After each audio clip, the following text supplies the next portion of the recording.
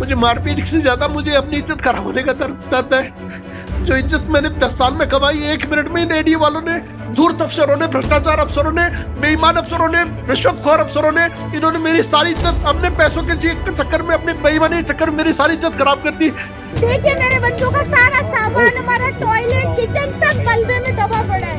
ये पूरी तरह से बिके हुए हैं।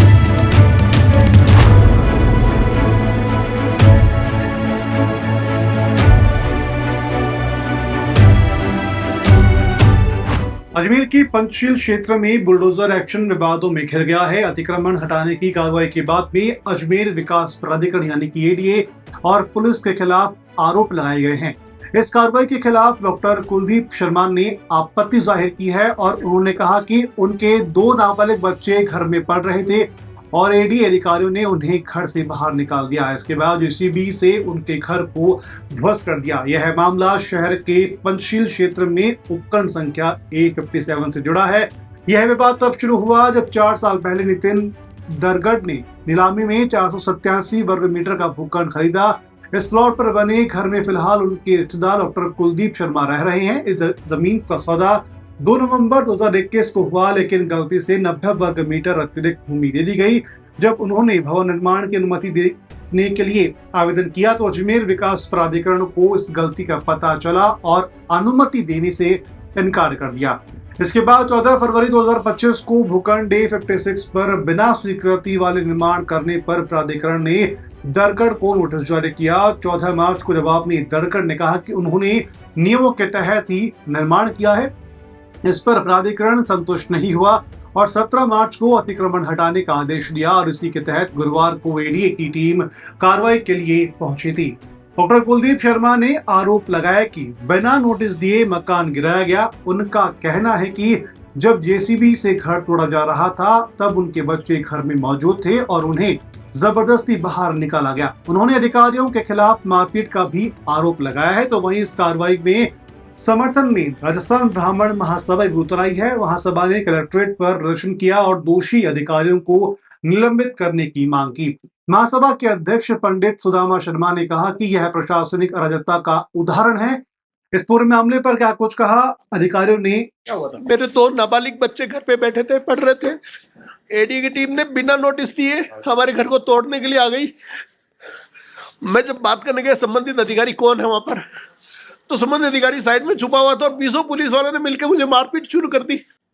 मुझे मारपीट से ज्यादा मुझे अपनी इज्जत खराब होने का दर्द है। जो इज्जत मैंने 10 साल में कमाई, 1 मिनट में इन एडी वालों ने, धूर्त अफसरों ने, भ्रष्टाचार अफसरों ने, बेईमान अफसरों ने, रिश्वतखोर अफसरों ने, इन्होंने मेरी सारी इज्जत अपने पैसों के चक्कर में, अपने बेईमानी के चक्कर में मेरी सारी इज्जत खराब कर दी। मैं इस अपमान को अपने जीवन में कभी नहीं भूल सकता। क्या हुआ क्या था किस वजह से? एडी वालों से हमने 4 साल पहले ऑक्शन में प्लॉट लिया। कीमत से 1.5 गुना पैसे, जो ऑक्शन रेट थी 30,000 पे शुरू था, हमने 45,000 रुपए की ऑक्शन में हमने वो प्लॉट ऑक्शन में लिया। नियमानुसार राजस्थान सरकार का नियम है 500 गज से छोटा अगर प्लॉट आपका होता है तो आप आर्किटेक्ट से नक्शा पास करा के एडीए में पैसे जमा करा के आप अपना निर्माण कर सकते हैं। हमने हमारा निर्माण करके हमने रहना शुरू कर दिया। एडीए को 4 साल बाद लगा कि उसने ज्यादा प्लॉट का ऑक्शन कर दिया, बड़े प्लॉट का ऑक्शन कर दिया। तो हमें कहते साहब अब आप छोटा कर लो अपना प्लॉट। हमने कहा हम हमारा मकान बना के रह रहे हैं और हमने इस संबंधित कोर्ट में वकील साहब के थ्रू नोटिस भिजवा दिया एडीए को कि साहब हमारा मकान बन रहा है और हम इसमें रह रहे हैं, हम इसको खाली नहीं कर सकते। और इस बात में बिना नोटिस दिए एडीए की टीम आई। 20-30 पुलिस वाले थे और रघुनंदन जेईएन था। डीसी सूर्यकांत शर्मा जी ने ये नोटिस भेजा और बिना कोई नोटिस दिए हाथ में नोटिस लेके साथ में आके, हमने तो नोटिस भी अभी तक देखा नहीं है, और वो साथ में लेके आए। यहाँ पर पुलिस वाले बता रहे थे ये नोटिस आप उनके पास था, तो उन्होंने बिना नोटिस दिए हमारे मकान को तोड़ दिया और बच्चों के साथ बदतमीजी करी। बच्चे बेचारे 2 छोटे बच्चे, उनको दोनों नाबालिग बच्चे, बेचारे बच्चे पढ़ रहे हैं, वहां पर खेल रहे हैं, उनको मार धक्का मुक्की करके उनको बाहर निकाला और हमारा मकान तोड़ दिया। मेरे साथ 20 पुलिस वालों ने ऐसे क्रिमिनल की तरह व्यवहार किया कि हमने जब पता नहीं क्या अपराध कर रखा है। हमने पैसे देके, एडीए से पैसे देके हमने हमारा मकान बनाया और उसके बाद हमने ये क्राइम कर दिया एडीए से जमीन खरीद के एडीए सबसे ज्यादा भ्रष्ट है, इसके भ्रष्ट अधिकारियों के ऊपर पूरी कार्रवाई होनी चाहिए। मेरी राजस्थान सरकार से मांग है दोषी अधिकारियों को तुरंत बर्खास्त किया जाए। यहाँ की कमिश्नर के नित्य है जिन्होंने हमारे वाद को नहीं सुना, यहाँ की डीसी सूर्यकांत शर्मा है जिन्होंने हमारे वाद को नहीं सुना, यहाँ का रघुनंदन इंजीनियर है जिन्होंने हमारे वाद को नहीं सुना। 20 पुलिस वालों ने आके मेरे साथ मारपीट करी। मैं शहर का एक इज्जतदार प्रतिष्ठित डॉक्टर हूं, मैंने पता नहीं कितनी मेहनत करके अपनी इज्जत कमाई है, और आज मेरी जो इज्जत इन्होंने धूल धूल कर दी है, जो तार तार कर दी है, मैं इस अपमान के साथ जिंदा नहीं रह सकता। इसमें जो अधिकारी आए थे उनको किस प्रकार से चार्जशीट भी दे रखी है, इस बात सामने आई है। ये मुझे भी इसके बारे में वास्तविकता तो पूरी ढंग से नहीं पता, लेकिन जो है कि रघुनंदन एडीए इसने पहले नापतोल में गलती करके एडीए के थ्रू बड़ा प्लॉट ऑक्शन करवा दिया। हमने तो जितना प्लॉट ऑक्शन किया उसके पैसे जमा कराए और हमने उस पर अपना मकान बनाया, इसमें हमारी कहाँ गलती आई।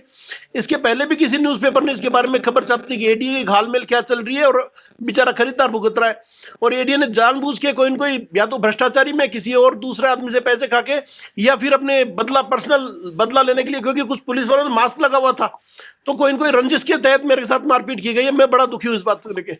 अतिक्रमण हटाना एक अलग मुद्दा होता है, लेकिन जिस तरह से जो तस्वीरें निकल रही हैं, अतिक्रमण भी नहीं है साहब, अतिक्रमण नहीं, हमने पैसे देके जमीन एडीए से खरीदी है, हमारे कोई अतिक्रमण नहीं है। सर, लेकिन जिस तरह से आपके साथ व्यवहार किया गया है, जो तस्वीरें हमारे पास वीडियो भी है, जिस तरह से धक्का मुक्की आपके साथ की गई है, घसीट के आपको क्या लगता है? मेरे को लग रहा है अजमेर में कानून व्यवस्था खत्म हो चुकी है, और मेरे साथ तो इस तरह की जो घटना हुई है, मैं तो पता नहीं इस बेइज्जती के साथ जिंदा रहूं पाऊंगा नहीं, मुझे कुछ नहीं पता। आज हमारे साथी डॉक्टर कुलदीप शर्मा के साथ एडीए द्वारा बिना किसी नोटिस दिए उनके घर पे जाके तोड़फोड़ करी है, और उनके जबकि वो अपने घर पे नहीं थे, अपने अस्पताल में काम कर रहे थे, उनके केवल 2 नाबालिग बच्चे वहीं थे, उन्होंने घर में बिना किसी पूर्व सूचना के अंदर घुसे हैं, मकान को जेसीबी से तोड़ा है, उनके सामान को बाहर निकाल के डाला है, और वो लोगों ने ये सब कार्य अपनी गलतियों को छुपाने के लिए किया है, जिसमें डॉक्टर साहब की कोई गलती नहीं थी।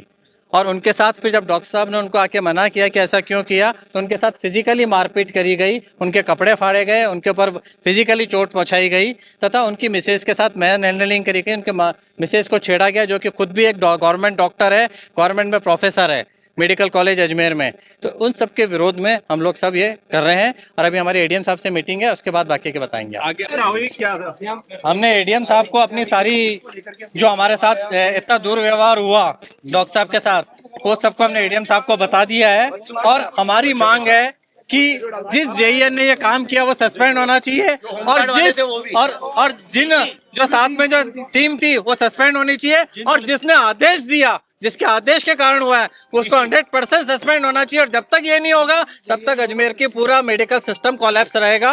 हम लोग सब स्ट्राइक पे जा रहे हैं। जनता ये भी सुन ले, किसी के बच्चे घर में सुरक्षित नहीं है, कभी भी एडीए अधिकारी आके आपके बच्चों को पकड़ के, छोटे बच्चों को, जो कि इनके बच्चे भी 7 साल के 11 साल के बच्चे, उनको पकड़ के गले से कॉलर पकड़ के बाहर निकाल सकते हैं। तो जनता भी सोच ले कि उनके साथ भी यही हो सकता है। एक इतने रेपुटेड डॉक्टर के साथ, राष्ट्रीय बाल आयोग में केस जाना चाहिए। जितने रेपुटेड डॉक्टर्स के साथ अगर ऐसा हो सकता है, तो क्या अजमेर का आम आदमी सुरक्षित है क्या? और वो भी जबकि उसने पूरे पैसे देके लीगल सब चीज खरीदा, एडीए से सामान खरीदा, उसके बावजूद उसके आके केवल अपनी पर्सनल द्वेषता और उस जगह पे कब्जा करने की नीयत से आके उस जगह पे उन्होंने कब्जा किया है, और ये केवल सरकारी अपने दुरुपयोग करने के कारण, और इसको हम लोग नहीं छोड़ेंगे जब तक कि हमें न्याय नहीं मिलेगा। हम लोग कल स्ट्राइक पे हैं सारे, कल सारे प्राइवेट डॉक्टर्स, गवर्नमेंट डॉक्टर्स भी स्ट्राइक पे जा रहे हैं, हमारी उनसे बात चल रही है। कल प्राइवेट हॉस्पिटल सारे बंद रहेंगे अजमेर के।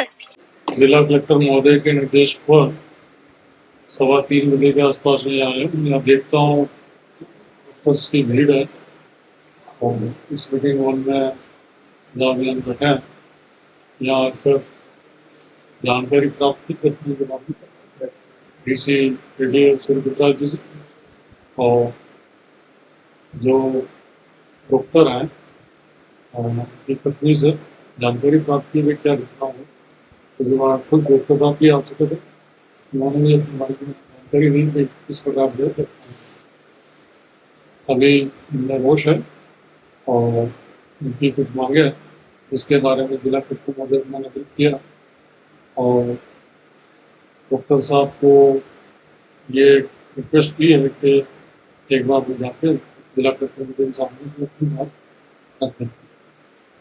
क्या बताया सर, घटना में क्या बताया?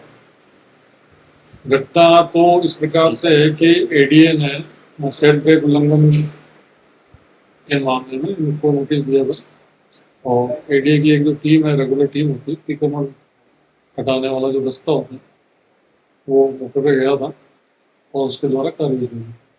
तो कार्रवाई की गई तो बीच में डॉक्टर साहब भी आगे थे और वहाँ कुछ